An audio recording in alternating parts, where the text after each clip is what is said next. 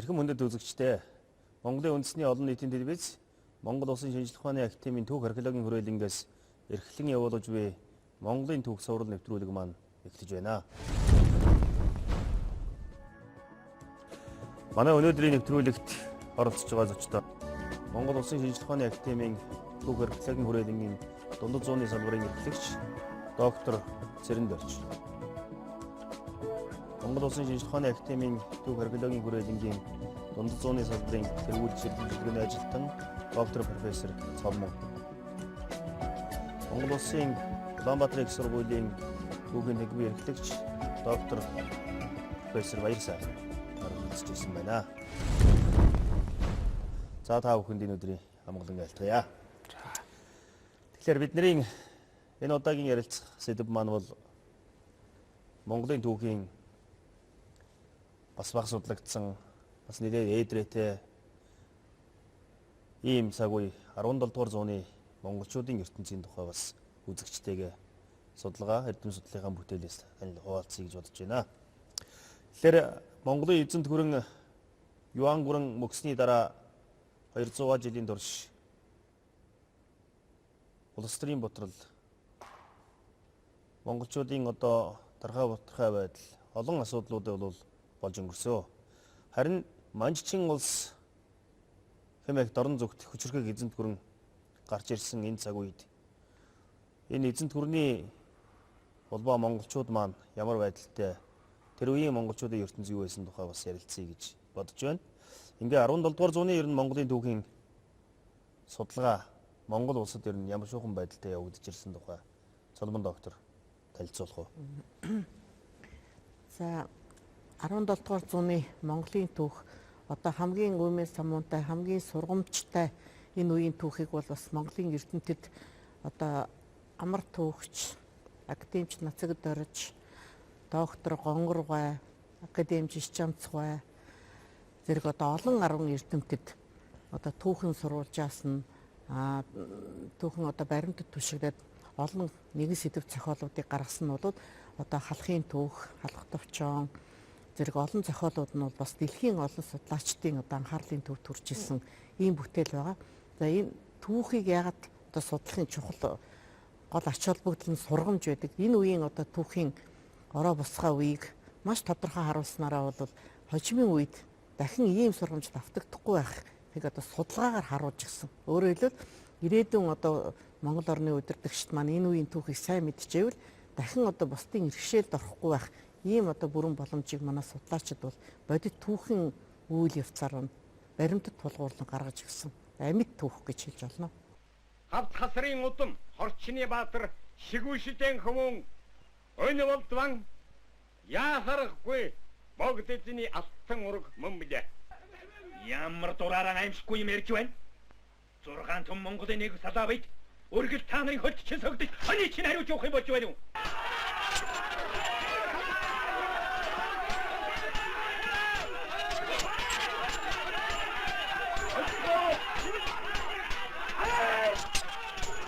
Хатхаймай та нарын эрхшээ гэмдэнэ гэдэг хар толгоогоор газар шаан гэсэн хэрэг болох нь. Та нарын хэн ч хаан боллоо гэсэн бидний хүчийг авна гэж бүү санацгаа явцгаая. Ибрэтайсгүйгээр Монгол улс баггүй. Тэгэхээр манай Ахмад үеийн түүхчид Линдүва, Амрууга, Ишчамцгой, Нацаг Доржгой, Гонгоргой гэдэг үндсэндээ бол Монголын түүхийг судлах, тэр дундаа бол Чин улсын өмнөх монголчуудын ертөнц болсон 17 дугаар зууны түүхийн ерөнхий дүр зургийг бол гаргажээ. Гэхдээ сүүлийн үед бол Монголын түүхийн асар олон сурвалжууд нээгдсэн 90 оны дараа. Өөрөөр хэлбэл 17 дугаар зууны ертөнц дахин шинээр одоо үзэх юм боломжийг бүрдүүлсэн. Түүнээс гадна 17 дугаар зууны гол тулгуур сурвалжууд гэж нэг сурвалжууд байна. Энэ сурвалжийн тухай ямар сурвалжуудад тулгуурлаж энэ үеийн түүхийг судалдаг тухай бас доктор Баяр сайхан тодруулж өгөө. За 17 дугаар зуун бол манай түүх хөшлөгт бол сэргэн мандал явагдсан томоохон эрен үе. За энэ үед бол бас өмнөх түүх хөшлөгийн уламжлалын зэрэгцээ төвдийн бүддийн түүх хөшлөгийн Лоржус, Чонжин, Намтар Данцай гэх энэ уламжлалуудын дагуу түүхээ бичих, шинэ хандлагаар бичих, шинэ аргууллаар бичих ийм тогтолцоо бол бий болсон 90 зам байгаа. За энэ зуунд бол үндсэн 5 том толгуур түүхийн сурвалж бичиг бол за 1604 онд бичигдсэн хаадын үндсэн урангу алтан товчдыг сурвалж байгаа. Энэ бол Дармада шар утгатай түүнийг бол бичсэн зохиосон болов уу гэж олон эрдэмтэд бол тал өгдөг юм сурвалж байдаг. За энэ түүхийн сурвалжд бол бас тухайн үеийнхаа Монголын түүхийг бас 17 зууныхаа ихэнх үеийн түүхийн асуудлыг бол хөндөж авч утсан. За мөн 1634 онд Ловсон Нанзан гүүшийн хууль үлэн бичүүлсэн хэмээн үздэг алтан товчдыг бол сурвалж байж байгаа. За энэ луу алтан товч. За энэ луу алтан товчдыг сурвалжд бол мөн 13 дугаар зууны үеийн Монголын түүхийн зэрэгцээ, мөн 15 дугаар зуунаас хойших үеийн Монголын түүх, ялангуяа 17 дугаар зууны ихэнх үеийн Монголын түүхийг бол бас хөндөж бичсэн. Тэр Манжичийн гүрэн хүчрхэгсэн Дэгдэн хааны үйл ажиллагааг авч үзсэн зэрэг асуудлууд байдаг. За тэрний дараа бол 17 дугаар зууны дунд үе зохиогдсон их шартууж гэдэг бол зохиол бий. За энэ шартууж гэдэг зохиол бол бас тухайн үеийн онцлогийг тусган харуулсан их өвөрмөц зохиол. Тэр дундаа бол Монголын түүх бичлэгдэх, тэр угийн түүхийг бичих, тэр болгон бол бас бичиж үлдээгээд байдаггүй хатад, охид, гүнж нарын түүхийг бичих тал дээр бол илүү анхаарсан ийм түүхийн зохиол байгаа. За түүний хойно бол 1662 онд Ордсын түүхч Саган Сумтайж бичсэн хаадын үндэсний эрдэнийн товчдын зохиол бол бардаагаараа бол тэргүүлэх шинжтэй тийм маш том түүхийн зохиол байдаг. За энэ Сагансны эрдэнийн товчдын зохиол бол тухайн үеийн Монголын түүх бичлэгт орж ирээд байсан буддизмын нөлөө шимсэн тэр түүх бичлэгийг бол буддийн түүх бичлэгийг тэр чигээр бол багтаасан. Монголынхон түүхийг бичгийнхаа зэрэгцээ галуу ертөнцийн үүсэл, хүндрэлтний үүсэл, эртний энтгэх төвд хятадын түүх, Монголынхон түүхийг 15 дугаар зуунаас хойш бол он дараалан, эзэн биетэй, цаг хугацаа, орон зайтахаар бол өгүүлсэн юм гайхамшигтай сурвалж болно бичигдэж гарсан. Энэ бол маш олон ихээр одоо тэр алагс үлдийн их өргөө их гэл энэ ихүүдээр бол дамжиж бидний үед уламжлагч ирсэн бол энэ 17 дугаар зууны үеийн түүхийг үзэхэд судлахад бол маш их гол хэрэглэгдэх хүн болж өгдөг. За түүний дээр бол одоо манай зарим судлаачид маань бас орон нутгийн түүх бичлэгийг ингээд дор үзүүлээд байгаа. Асарч нэртийн түүх гэдэг зохиол байдаг. Жамбэрх Дайчин гэдэг хүний халахын Түшээт аймгийн хүн. Энэ үнийг бол бичсэн 1676 онд бичсэн юм асарч нэртийн түүх гэдэг зохиол байгаа. За мөн энэ зохиол бол энэ дээр тухайн үеийн Монголын түүхийн зэрэгцээ, за Түшээт ханд болсон үйлрэг, ялангуяа шашин дэлгэрсэн Түшээт ханы нутагт болсон үйлрэг бол тодорхой өгүүлснээрээ энэ сурвалжууд бол бас их 17 дугаар зууныхаа түүхийг судлахад нэг талаас. За нөгөө талаас тухайн 17 дугаар зууны Монголын түүх бичлэг, түүхийн мэдлэг ухаан ямархуу бардаагаар хөгжиж байсныг бол харуулж чаддаг. Ийм 5 том сайхан сурвалж бол уламжлалж ирсэн байдаг. Өөрөөр хэлбэл 17 дугаар зууны Монголын түүхийг судлах олон сурвалжийн дотор тулгар 7. Тийм, тулгар 5 том гэж сурвалж. Өөрөөр хэлбэл тухайн үед 17 дугаар зуунд бичигдсэн. Энэ Монгол түүхийн тулгар сурвалжуудаас гадна өөр олон сурвалж бий. Ялангуяа бусад харь хэлний, тийм ээ. Энэ талаар бас доктор Цэрэн Дөрж. За ямар сурвалжууд одоо хэвлэгдэж нийтлэгдэж байна. сүүлийн одоо судалгааны хандлага одоо өөрчлөгдөх бас хэд хэдэн шалтгаан сүүлийн үед гарсан да. Ялангуяа энэ үеийн. Тийм энэ үед. За энэ бол нэгдүгээрт энэ шинэ их баримт сурвалж бас архивын баримтууд судалгааны хэрэглэлд маш өргөнөөр орж ирсэн. За энэ бол яг нөгөө сүүлд ингэж одоо бичсэн сурвалж биш. Яг тухайн үеийн бодит үйл явдлыг анхдагч их сурвалж хийдгээрээ маш үнцэнтэй. Хятад өвөр Монголын эрдэмтэд одоо фото зургаар хэвлсэн ийм ихүүд байна. Тэгэхээр энд бол одоо Бээжингийн нөгөө архивууд. Нэгдүгээр архив. Тийм, нэгдүгээр архив. За тэгээд тухайн үеийн Чин улсын одоо тодорхой байгууллагуудын гадаад Монголын төрийн зохистой явдлын яам гэдэг юм уу нэлээд хэдэн байгууллагуудын тусгаалсан урд нь ингэж эргэлтэнд ороогүй байсан. За сурвалжууд бол эднэр дээр тулгуурлаж бичигдсэн сурвалжууд бол зөндөө бий. Одоо Манчин гүрний албан түүхүүд. Гэхдээ тухайн үеийнхээ одоо нөхцөл шаардлага дээр үзэл суртал янз бүрийн шалтгаанаар өөрчилсөн, тийм ээ. Их сурвалжийг жоохон өөр байдлаар тайлбарсан ч юм уу. Ийм зүйлүүд их байсан. Нэг одоо яг жинхэнэ оригинал энэ баримтууд ил бас эргэлтэнд орсноор өөрчлөгдөх одоо хамгийн гол болсон. За дараа нь дэлхийд даяар болж байна л да энэ Чин улсын шинэ Чин улсын түүх гэдэг нэг хандлага байгаа тийм ээ. Хуучин дандаа Хятад энэ ялангуяа Америкт яасан энэ баруунд эхэлсэн. Энэ бас нэг том одоо сэтэл болж өгч Шин Чингис тий.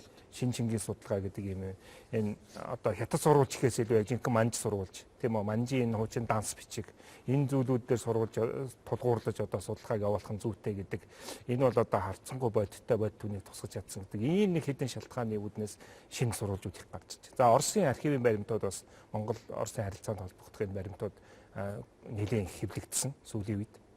Бас Солонгосын гэдэг юм одоо манай 2 хөрш биш бүр 3 дахь хөршийн энэ бас баримтууд бас байна. Тэгэхээр дээр нь энэ одоо Монгол бурхны шашин дэлгэсэнтэй холбоотойгоор төвд сурвалжууд тийм ээ орж ирсэн. Сургууль бичгүүдээс гадна археологийн судалгаа хийж байна тийм ээ. За тий. Хот суурин талаас. За 17 дугаар зууны энэ хот суурны судалгаа ялангуяа 17-оос хойш манжийн иргэшээлийн үеийн энэ судалгаа бол нэлээд хоцрогдсон байсан юм салбар л да. Манай археологчид болохоор арай эртний юм яагаад байдаг төвчд бас ингээд энэ дунд нь ингээд хаягдаад байдаг байсан. Тэгээд манай хүрээлэн бас сүүлийн хэдэн жилд энэ одоо хоосон судалгааны хоосон энэ орон зайн дээр одоо судалгаа археологийн судалгаа 17 дугаар зууны хот суурин сүм хийдийн судалгааг их төлхөө явуулж байна. Энэ өөрөөр хэлбэл харьцангуй сурвалж бичгийн одоо баримт материал ихтэй энэ зүйлийг бид нар археологийн олдвор сурвалж их хэрэглэгдэхүүнээр нөхөрлөх, илүү тодруулах, баталгаажуулах энэ боломжийг одоо олдож байна. Биднэрт одоо олгож байна. За сүүлийн үед одоо энэ сардгийн хийд тийм ээ өндөр гэгээний одоо сардгийн хийдийн томоохон судалгааг манай хүрээлэн одоо явуулж одоо дуслаа. За тэгээд энэ зогтын цагаан байшин, хөгөн тарганы өвгөн хийд, за хар балгаас маш олон одоо энэ газар археологийн судалгаа хийж тэндээс маш сонин сайхан олдврууд олдож бидний урд өмнө таамаглаж байсан бичгийн сурвалжид байсан зүйлүүдийг их баталж байна, дэлгэрүүлж байна, нарийсгаж байна ийм олдврууд одоо гарч ирж байна. Тэгэхээр өөрөөр хэлбэл бичгийн их сурвалжаас гадна Монгол нутагт байгаа 17 дугаар зууны түүхийг судлах нэг үндсэн их сурвалж бол археологийн судалгаа байна гэж ингэж үзэж байгаа.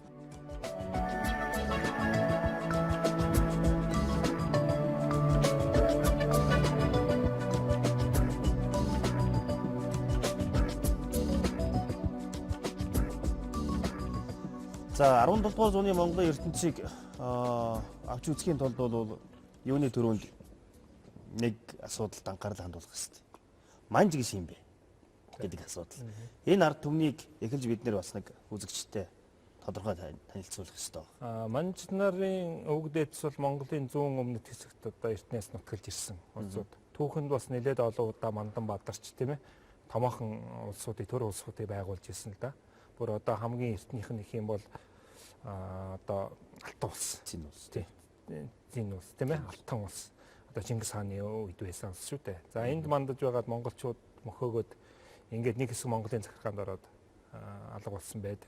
Тэгэхээр энэ түүнээс хойш нэг хэсэг Монголын эзэнт хөрөн тэгээ 17 дугаар 6 дугаар зууны эцэс хүртэл ерөнхийдөө Мин улсын харьяанд за зарим аймагуд нь бол Монголын харьяанд ингээд тархаа бутархаа байдлаар оршиж байсан.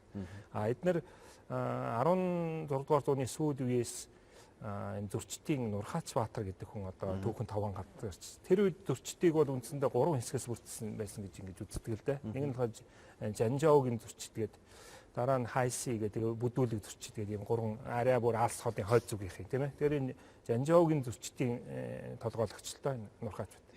За Нурхаач Баатар гарч ирээд энэ зөрчид аймагуудыг нэгтгэх. Тэр үед Манж гэдэг нэр байхгүй байсан. Зөрчид аймагуудыг нэгтгэх юм процесс явсан. За энэ зарим талаар манай Өвөр Монголын найд бас татагтан оролцож исэн. Ялангуяа хорчин газар нутгийн ойроор одоо холбогдож нутаг залгаа байсан учраас нөгөө бусад Манж аймагуудын талд орж Нурхаачийн энэ зөрчид аймгийн нэгтгэх тэмцлийн эсрэг одоо оролцож явсан ийм түүхтэй. Гэвч энэ Нурхаач Баатар бол тийм маш одоо зоримог шийдмэгийн бодлого явуулаад өмнөхөө бусад аймагуудыг ерөнхийдөө өөртөө нэгтгэж чадсан. Энэ үед бас нөгөө талаар энэ Хятадын Мин улс бас нэлээд тийм сулранд оройтох ийм үе бас таарсан байдаг. Монголчууд бас нөгөө бас жоохон задрах өөр одоо их хаанаас өөр ирэх нөлөөтэй хүмүүс одоо гарч ирэх ийм бас нэг игцэгтэй үед л одоо энэ Манж нар 17 дугаар зууны ихэнх үед энэ сэмхийгээр л одоо гарч ирсэн асуудал та. Манж нар одоо өөрөөр хэлбэл зөрчид угсааны нүүдэлчин. Монголчуудтай олон мянган жилийн турш, олон зуун жилийн турш хөрс сэргэлдээ явж ирсэн. Монголчуудтай бас ураг төрлийн холбоот нь ч байсан ийм хүмүүс. За 17 дугаар зууны ихэнх хагас бол монголчуудын хувьд сүүлчийн эзэн хаан Лэгдэн утгатын үе байсан. Тийм ээ. Лэгдэнгийн захиргаа цогт хунтай аж гэдэг тэр үеийн монголчуудын түүхийн асуудлыг ярих юм бол ялангуяа энэ талын асуудлыг үзэх юм бол монголчууд бол засаг захиргааны хувьд 3 аймагт хуваагдсан. Тийм ээ. 3 аймагтай халахын Түшээд хаан, Сэцэн хаан, Засаг хаан гэсэн 3 аймагтай. Тэгээд нөгөө өмнө бас 16 дугаар зуун дээр үгүй ярьж ирснээр дарь ноён болоогүй болоод эзэмшил нь бол Наминдролын эзэмшилд шилжсэн. Одоо хуучин Сэцэн хааны гэсэн үг. Тэгснээрээ бол 6 хөвшөд болж урсан. Тэгэхээр энд нэг хүмүүс асуудгийг. За Лэгдэн бол үүндээ 34 оноос урсан. Тэгэхдээ энэний өмнө бол бараг тэр үед ханууд одоо байгуулагдаж эхэлж байгаа. Гэтэл эдгээр чинь Лэгдэнгийн харьяанд байсан юм уу? Эсвэл бие даагаад одоо тусдаа гарцсан байсан юм уу? Энэ Лэгдэн зөвхөн захрын төдий хаан байсан юм уу гэдгийг бас. За энэ 17 дугаар зууны ихэнх гэхэд халах түмэн бол үндсэн 2 хэсгээс бүрдэж халахын баруун гар, халахын зүүн гар гэсэн юм байдалтай. Түүний доор бол одоо 7 хоншуу гэж одоо уламжлагдсан юм зохион байгуулалттай байсан да. Тэгэхээр энэ Лэгдний үед халах бол их хааны захиргааг хүлээн зөвшөөр дагаж байсан гэж ингэж үзсэн зүйтэй. Манжийн одоо Нурхаач хааны бичсэн одоо загтал Лэгдэн хаанд бичсэн загтал байдаг. За тэнд бол бас бүгдийг үнэн гэж итгэж болохгүй. Тухайлбал баруун 3 түмэн бол тэний мэдлээс гарчээ гэдэг бол энэ бас тийм баталгаатай үг биш. Ер нь бол Лэгдэн хааныг бол Монголыг захирч байсан гэж ингэж ойлгох нь зүйтэй. Ямар нэгэн байдлаар их Монголын их хаан үүний ёс төдий ч гэсэн зарим нэг улсууд хэдийгээр эрх мэдэл нь дээшж байсан ч гэсэн хүлээн зөвшөөрн дагж байсан нь бол тодорхой. Тэр ч утгаараа халах бол Лэгдэн хааны захиргаанд байсан. Хуучин нөгөө бид нар түүх бичлэгийн үзэл хандлага тийм ээ зодар бутарлын үе гэж ингэж үздэг байсан учраас ганц нэг зарим нэгэн юмыг одоо жишээг ингэж үлгэж аваад жишээлбэл одоо хотгоодын ом Эрдэнэ хунтайж тийм ээ Лэгдэн хаан довтлох гэж надад галт зэвсэг өгөөч гэж Оросд хандаж бичсэн загтлыг үлгэж аваад Лэгдэн хаан халахтаа таарамжгүй харьцаатай байсан байна. Гих мэтээр ингэж тайлбарладаг байсан. Гэхдээ яг бодит байдал бол Лэгдэн хаан халахын хооронд халах Лэгдэн одоо хүлээн зөвшөөрн дагж байсан. Энэ талаар бол хожим Сэцэн хаан Шолон явуулсан бичиг төртөл байгаа. Бид нар бол эртнээсээ эвнийгтэй байсан. Харин нэг хэсэг бидний хооронд харилцаа тасарсан байна. Тийм учраас одоо Лэгдний тийм ээ тэр бэлэвсэн хатныг Лэгдний хан хөвгүнтэй хамт халахад одоо залхыг орлож ирсэн шүү дээ. Тэгэхээр энэ бол халах бол эзэн хааныхаа захиргааг дагаж ер нь халах гэлтгүй бүх монголчууд тухайн үед эзэн хааныхаа захиргааг дагаж байсан гэж ингэж үзэх нь сүүлийн үеийн судалгааны хандлага да. Сонирхолтой. Тэр Оросын сурвалжид бол Лэгдэн хааны захар хаан гэж байгаа юм л да. Тэрний тухай одоо их сонин тэмдэглэгээ байгаа юм л да. Шоловын хүү Омб Эрдэнэтэй уулзахад хэлсэн байна. Бид бол ер нь ах トゥ хүмүүс. Тэр бол манай хаан гэж. Тий. Тэгээд үзэх юм бол бас нэг өөр асуудал байгаа. Чингисийн тамаг хаан байна.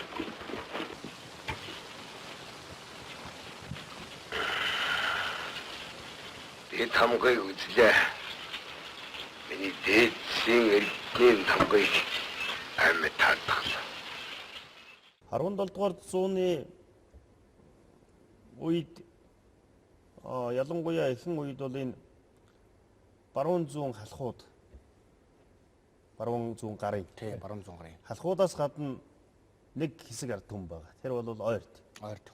Тий. Энэ дөрвөн ойрдын одоо үндсэндээ холбоо явж байгаа. Тэгэхээр энэ ойрдууд тэр үед одоо ямар байдалтай вэ? Ойрдууд бол бас нэлээд улс төрийн амьдралд идэвхтэй оролцож эхэлсэн шүү дээ. Тэгсэн. Тэгэхээр тэр өмнө 16 дугаар зуун дээр ярьсанчлан 16 дугаар зууны сүүл хагас үеийн тэр нэг олон довтлогоонууд байгаа шүү дээ. Төмдийн Алтан хаан, Урдсын Удагтайсан зуундаж, Буянбаатар хунтайж гэх тэр довтлогоонуудын улмаас бол ойрдууд цаашаа шахагдж эхэлсэн. Шахагдаад Алтайг бол ерөнхийдөө давсан байдлаар нутгалж эхэлсэн баг. За тэгэхээр Алтайг давсан байдлаар нутгалах болсон энэ үеэс эхлээд цаашаагаа бол бас их гадаад харилцаа, гадаад бодлогын нөлөөллийг явуулж эхэлсэн баг. Тэгээд тэр 1608 онд ойрдын чуулганы хуралдаа тэр чуулган дээр бол хэн торгуудын ноён хоо өрлөг бол хэлсэн байдаг. Бид хүнээр цөөхөн албатаа тижээж үлч чадж байна. Тийм учраас Хойд аймгийн Хойд зах орын ганц модон гэдэг газар очиж нутгал яагаад. Энэ нь бол эрчс мөрний дунд усгалын. Тэнд очиж нүүж гэсэн. За ингээд тэр хоорлог бол тэнд очиж нүүж очиж сууж тэнд дөхөн хамаад Тухайн үед тэр газар нь хоосон байсан. хоосон байсан. Тэгээд тэрнийхэн дараа бол 1628-аас 30 оны хооронд бүр ижил мөрний зүг бол нөхс. Энэ бол нөгөө яг өмнөх дүү хүчлүүд бол ерөөхдөө дотроо хаагараад эвдрэлцээд нүүлээ гэж үздэг байсан бол сүүлийн үеийн тэр сурвалжийн мэдээ баримтууд дээр тулгуурлаад бол энэ дөрвөн ордын газар нутгаа тэлэх тийм ээ геополитикийн бодлого энэний үүднээс бол нүүдэлсэн байна гэдэг нь бол тодорхой харагдах болсон. За тэрний дараа мөн 1636 онд нөгөөх бурхны шишин дэлгэрэлттэй холбоотойгоор төвд Хөхнуурын газрыг Хошуудын ноён Гүүш хаан за тэгээд Цорсын Эрдэнэбаатар хүндэш нартай оролцоотойгоор бол Хөхнуур төвдийн газрыг эзэлж аваад улмаар 1640 онд Гүүш хаан бол төвдийн хаан ширээ сууж байгаа.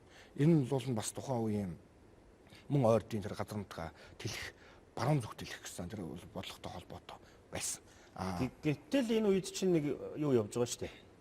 Халах ойрд гэдэг хоёр үндсэндээ бол 40 түмэн Монгол, 4 түмэн ойрдын улбаа маягтай.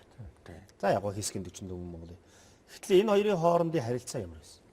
Тухайн үед одоо Монголын их хаан говийн өмнө талд гарсан өнөөгийн өвөр Монголын нутагт төвлөрч байсан учраас энэ хойд хэсгийн бол үндсэндээ халах түмэн хариуцаж байсан юм шиг. Тэгэхээр нөгөө нэг эзэн Чингисийн удмын хаад одоо захирах ёстой гэдэг үүднээсээ ер нь ойрдыг одоо бусад юугаа төлөөлөд халах захирах байдалтай иргэшээлтэд оруулах ийм бодлогыг баримтал. Тухайлбал Автаасан хаан бол 1587 онд Хөвхөр гэдэг газар тийм ээ. Одоо Хөвхөр хэрэг гэдэг нь Ховдын нутагт байгаа. Тэнд одоо ойрдыг буцсахж өөрийн иргэшээлд оруулж хүүхдээ ойрдын захирагчаар томилсон. Гэх мэтээр их олон ийм төрчил тулдаанууд явж ирсэн. За халахын баруун гарын шолоо бас шунтааж хотгоодын ноёд бол бас газар нутаг ойрттой хилдгийг бол хамгийн их энэ тулдаануудыг хийжсэн ийм байгаа. Дараа нь харамсалтай 1680-аад оны сүүлчээр нөгөө ойрдууд буслаг гаргаад халахын тэр үеийн Лайхуур хааныг тийм ээ алсан. Засагт хааныг алсан байт. Тэгэхээр энэ хэдэн хаадын түүх байгаа шүү дээ. Энэ хэдэн хаад бол үндсэндээ бид нар хуучин 3 хаан аймаг байсан гэж байна. Энэ бол одоо бас үндэстэй зүйл биш юм. Халахын 3 хаан сүүлд нь сайнаа энэ нэмэгдээ 4 хаан аймаг болсон бол энэ манжин хийсэн засаг захиргааны өөрчлөлт хуваарлт юм байна. Тийм болохоор халахад бол хан цолтой улсууд бол Автаасан хаанаас ихтэй гарч ирсэн. Автаасан хаан бол халахын 100 гарын нэг том ноён байсан. Шашин дэлгэрүүлэлт холбоод нэр сүүнднөөсөө Далай ламаас очиж энэ цолыг авсны дараа тухайн үед халахыг бас төлөөлөл бас тэргүүлэх одоо Ахмад хүүгийн удам Гэрсэнзээ Ахмад хүүгийн удам энэ Лайхуур хаанд хан цолгоо өөрөө өгсөн байдаг. Засагт хаанд. Тэгэхээр энэ халахын энэ 3 хааны энэ цолч гэсэн ерөөсөө энэ бас манжийн үе болоход ерөнхийдөө хэлбэршин тогтсон байдаг. Тэр хүртэл бол өөр цолтой хаад бол жишээлбэл Бишрэлт хаан, Засагт хаан гэдэг юм өөр цолтой. Очроосын хаан гэдэг юм уу, Түшээт хаан гэдэг, Сэцэн хаан ерөнхийдөө тогтоогүй байсан. Нэг хаан гарч ирэхэд өөрийн бас нэг цолтой байсан. Тэгэхээр сүүлд энэ ингээд хэлбэршин тогтсон юм зүйл байгаа. Ойрд халахын хувьд энэ байдал бол ерөнхийдөө жоохон зөрчилтэй. Газар нутаг эрх мэдлийн энэ маргаантай ийм байдалтай явсаар 1620-од он 30-од онтой золгосон байдаг. Энэ зөрчлийг бол дарахын тулд 1640 онд том арга хэмжээ ойр цаас. За энд бол ийм манжнаар одоо зөрчил манжнаар хүчрхэгжээд энэ өвөр Монголын ноёдыг өөртөө татаад урвал авсан. Лэгдэн өнгөрт нас урцсан. За Лэгдэн хаан бол яг үнэндээ бол манжийн эсрэг тийм шийдвэрдэх том тулдаан хийж чадаагүй. Хүчээ нөөж одоо энэ бодлого нь бас зүв байсан юм шиг байна. Баруун тийш Хөхнуурын зүг очиж тийм ээ хүчээ нөөсний дараа тулдаан гэвч цэцэг өвчнөр ингээд замдаа нас барсантай холбоотойгоор өөрөөр хэлбэл өвөр Монголд ингээд хариуцах эзэнгүй болж ингээд задарсныг манж улс одоо ашиглаад өвөр Монголыг өөрийн эрхэнд оруулж байсан. За тэгээд энэ говьоос өмнөх Монголын дараа нь Ордос аймагуд ингээд дараад ороод говьоос өмнөх аймагуд бүгд манжийн захиргаанд орсон. За энэний дараа халахчууд бол манжийн эсрэг томоохон тэмцлийг өрнүүлсэн байдаг. За яаж юм гэхээр Монголын их эзэн хаан нэгэн талга болсон суурь тийм ээ хоосон болсон. Хаан угсааг залгамжлах хөвгүүн их хатан хоёрыг бол халахын Сэцэн хаан өөр худ уургийн холбоотой байсан учраас дутагтаа залахыг оролцсон байдаг 1635 он. Тэгээ Инаш яриг. Гэвч манжид өрсөд хураагаад авцсан учраас ингээд бүтэмжиг болсон. За энэний дараа бол Монгол төмний гал голомтыг бол залгуулах үүргийг халахууд үндсэндээ гүйцэтгэж ингэж явсан. За энэ гүйцэтгэхийн тулд маш олон чиглэлээр олон ажлыг хийсэн байдаг. Тухайлбал урд дайсагнаж байсан ойр дууттай одоо тэмцэл самууна зогсоож энэ харийн дайсны эсрэг нэгдэн тэмцэх энэ бодлогыг явуулсан. За энэ бол алхын засаг таан субаад одоо тэргүүлсэн байдаг энийг. Тэгээд энэ ойрттой эвлэрч маш олон жилийн тэгээд төр нэгдэх гэж хэлж байгаа. Өөрөөр хэлбэл эвлэрсгийн гэрээ байгуулсан холбоотон болно гэсэн үг. Төр нэгдэнэ гэдэг бол одоогийн хэлээр хоёр улс нэгдэнэ гэсэн үг ерөөсөө биш. Тэр үеийн төр гэдэг бол өөр ойлголт. Улс ТИВ нэгдэнэ гэсэн эвлэрнэ л гэсэн. Тэгээд ийм нэг холбоо байгуулсны гол үр дүн бол энэ 1640 оны халах ойрдын 44-2 их цааз гэж нэрлэдэг энэ том юм хийсэн. За дээр нь манжтай шууд сөргөлдөх байдлаар одоо тэмцэлдэж гисэн. За үүний үр дүнд эхлээд бол ингээд бичиг цагтаар харилцажсэн. Энийг нь манжнаар ингээд буруугаар ашиглаж тийм ээ. Манад одоо дагаж орох гэж байна, дагаж оруулах гэж байна гэж ийм байдлаар ашигласан учраас сүүлдээ бүр зэвсгийн хүчээр одоо шууд тэмцэлсэн. За энэ Тэнгис онгийн бослого гэж 1643 онд гарсан том бослого. Харамсалтай Сэцэн хааны энэ Сэцэн хааныг бол шууд манжийн тухайд сурвалжид нэр зааж шууд өдөөссөн гэж. Тэр энэ бол тодорхой. За тэгээд манжийн цэрэг Тэнгисийг зохиод нэхэж ирснийг бас халахын хаад Сэцэн хаан шолоон 3 түмэн цэрэг тийм ээ. Түшээд хаан Гомбот оржийн одоо 2 түмэн цэрэг тосон байлдаа. Өнөөгийн зааж булаг юу гэдэг энэ одоо энэ төвийн нутагт тийм ээ. Энэ Багнуур энд томоохон тултай хийсэн бол харамсалтай нь бас одоо ялагдах байдалтай болоод нутгийн хойш ингэж гурч гарсан. За энэний дараа манжинаар үүгээр ингэж далимдуулаад халахуудыг буулт хийх одоо нэгэнт юу бариад авсан учраас энэгээр ингэж дарамтлах бодлого. Одоо өвөр Монголыг эзэлсний дараа шүү. Тий, өвөр Монголыг эзэлсний дараа халахын хаадын нэгдсэн үйл ажиллагаа явуулж байгаа байдал. Дараагийн явуулж бол халах учраас ойрттой нэгдүгээрт нэгдээд хоёрдугаар халахын хаад 3 хан цолтой хүмүүс хамтарсан байдлаар ерөөсгөөдөө өвөр Монголын одоо ноёдыг эргүүл авах манжийн эсрэг торхирох өдөөх юм. За энэ дарамтыг нь халахууд бас хүлээн зөвшөөрөв. Буулт хийхгүй байсан. Тэрж байтгаа бүр дөнгөж лигдэн нас орсны дараа халахын засагтхан бол Хөх хотыг довтлсон байдаг шүү дээ. Дараа нь хотын Ом Бердэн хунтайж бас довтлсон байсан. Балбуу бент гэж бас засагтханы ноён бас довтлсон. За энэ Тэнгисийн бослогын дараа буулт хийхгүйгээр үл барам одоо 2 цөөхөр эднэргээд Түшээд хааны том ноёд бас өвөр Монголыг довтлж Байраа аймгаас хүммал болчихсон. Гэх мэтэр мөчөөрхөн шууд зэвсэг тэмцэлд явуулж ирсэн. Тэр үед бол ерөнхийдөө харахад халахын ноёдууд ойрдын альж ноён бол манжаас бол ер нь болгоомжлохгүй айхгүй болгоо. Гэхдээ нэг алдаа нь бол Монголын энэ олон ноёд хүчээ нэгтгэж чадахгүй тийм ээ. Гэхдээ нэгдэх оролдлого нь бол энэ 1640 оны. Тэрнээс ч өмнө бас үйсэн одоо нөгөө үүсэн цаазтай халахын одоо цааз эрх хэмжийн 18% халахын ноёд бол ер нь болцсохгүй аюул бол тухайн үеийн улс төрийн байдлыг мэдрээд олон удаа нөгөө шуулгамжуулж хуралдаж ив ие нэгтгэх одоо дайсан ирүүл хамтаж тэмцэх талаар бол энэ 40 оны хүртэл халахын ноёд бол хэд хэдэн удаа одоо хуралдаж одоо хууль цаазаа нэмжсэн нь бол одоо энэ одоо Алдарт Перлевагш Шавкунов нарын одоо экспедицийн олсон үйсэн хууль байгаа. Тэгээ энэ үйсэн хууль дээр бол маш тодорхой зааж одоо яаж хамтын хүчээр улс орноо одоо дайсны болоод байгалийн авшигаас одоо хамгаалах талаар ив санаагаа нэгтгэхийн чухлыг бол байнга дурдхан сануулсан байгаа нь бол ер нь бол улс төрийн байдал эвгүй байна гэдгийг гадарч ирсэн учраас нийтхэн зөрчил гэж үздэг. цогтын нүүдэлчлэгдэнтэй холбоотой тийм ээ. Тий. Эрдэн Чингис хаан Дээд хаанын ариун нийтийг хөргүүлээ. Бүх цэргэн аваад төвдийн хил рүү ир. Хамтарсан хүчээр эх орны хаад төлөө дайсан та тэмцэн гэж зарлаа.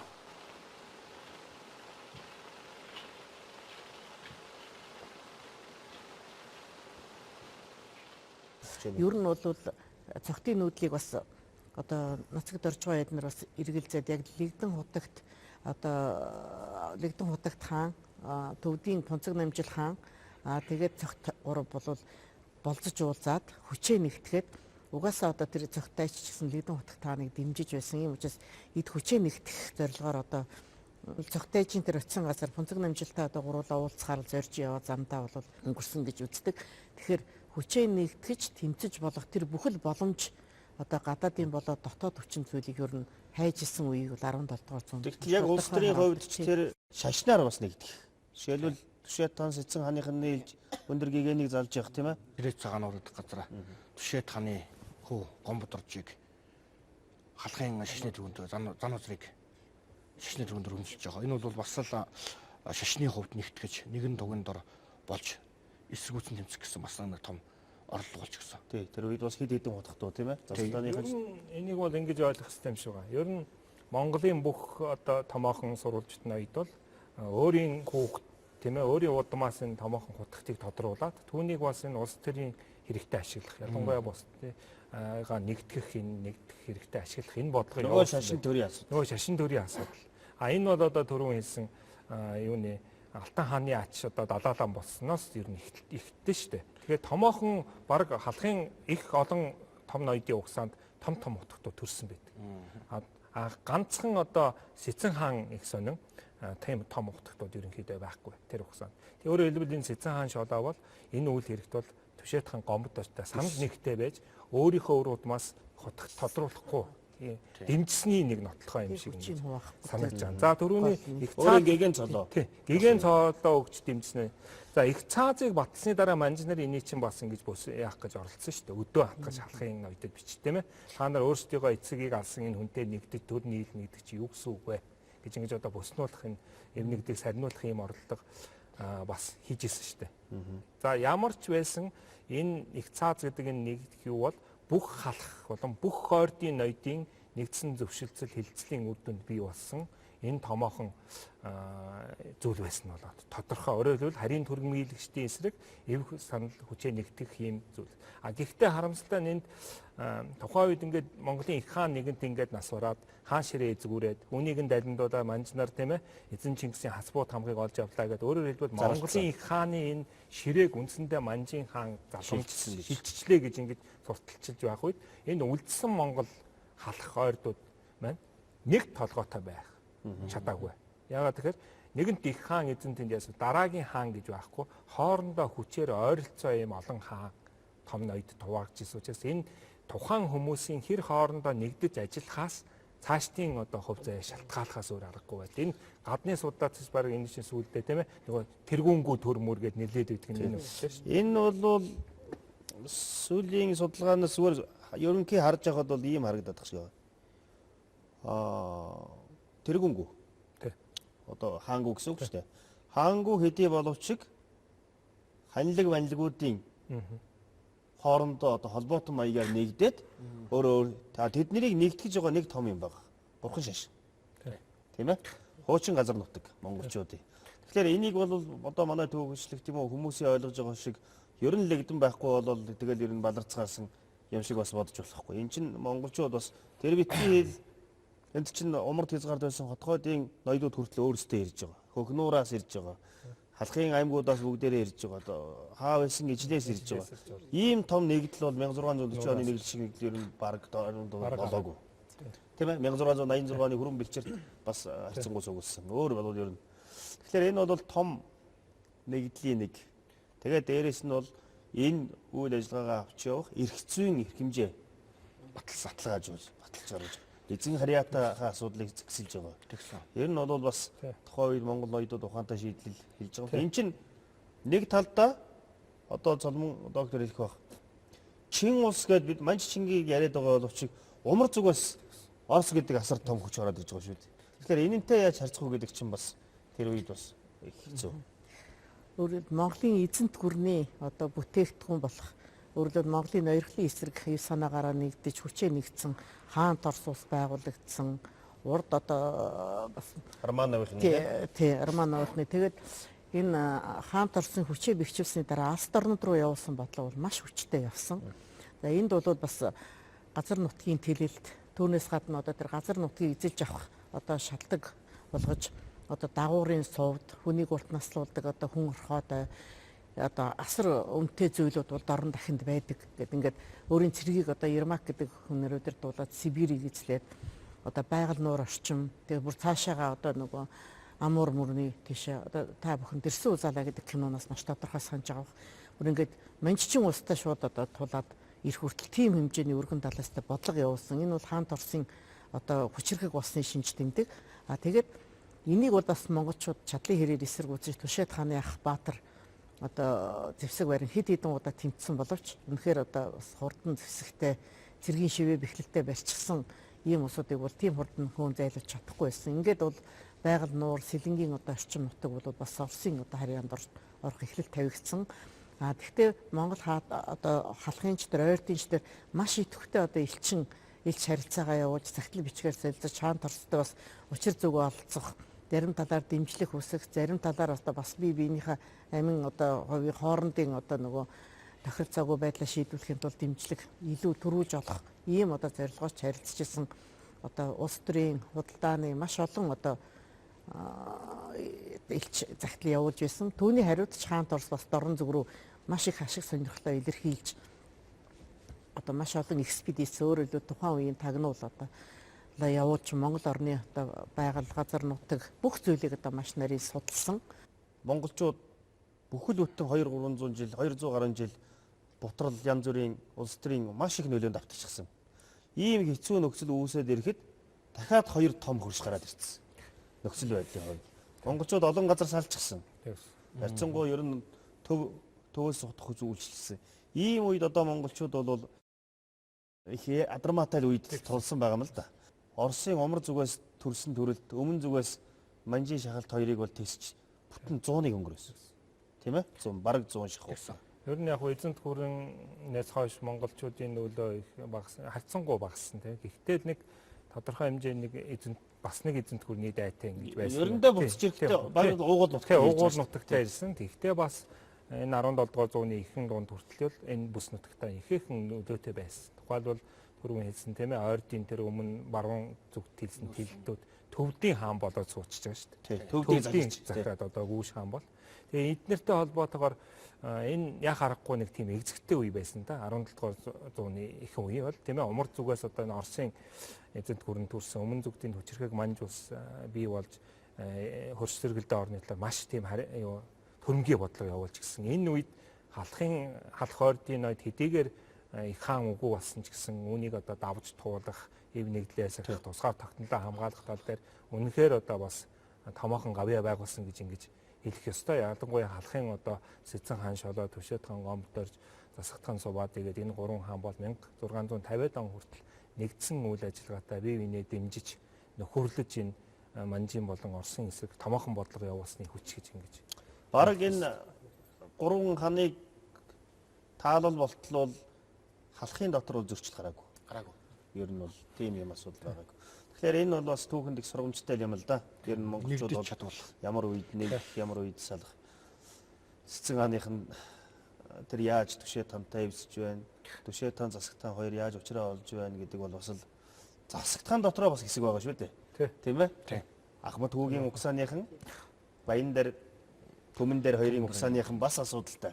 Үнэн дээр төмөн дарийнхан бол илүү бас хүчирхэг болж ирсэн. Одгоод энэ оюутнууд тийм ээ. Янз бүрийн Оросуудтай харилцаад. Оросуудтай харилцаж байсан олон жишээ байгаа. Ингээд Оросын бараг 4-5 хааныг бол дамжиж өнгөртөл монголчууд хориглож чадсан. Тэгэхээр бас л их л зүтгэл гаргасан. Яг энд нэг юм хэлэхэд бол тэр үеийн Орос бол одоогийн Орос биш л дээ. Ялангуяа энэ Сибирь дэх тийм ээ.